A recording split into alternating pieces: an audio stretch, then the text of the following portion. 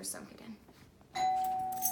Okay, so today we're here doing a cleaning the door exercise to help Ginger stop barking and door dashing. So what we're going to do is use the escalating consequences to move her away from the door.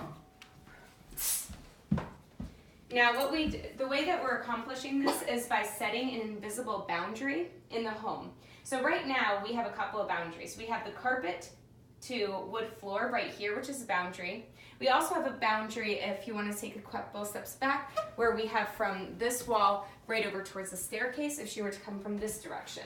Why don't you head over into the dining room with the camera just so we can make sure we see where Ginger is and where I am.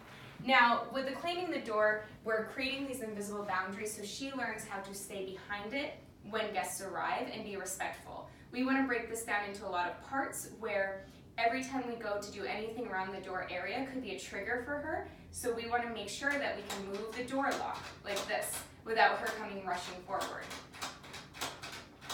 And then we want to move the door handle. And then we want to open the door a little bit and shut the door.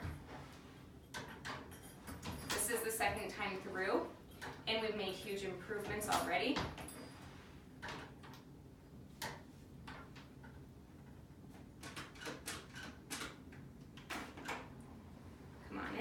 And she should be staying behind this boundary.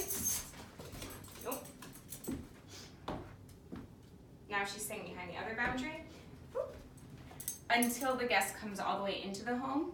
And this is usually the last part that's kind of the hardest part, is to make sure that she stays behind the boundary while the guests fully enter the home. So if you have little kids or they have a bunch of stuff, they have time to put their stuff down or walk into the house without being invaded by a little dog coming to greet them. Once they're through the house, that's when they can go over and start to greet. So we want her to stay respectfully behind the boundary when your guests enter the home and kind of walk into the home and cross that boundary that we've set for her.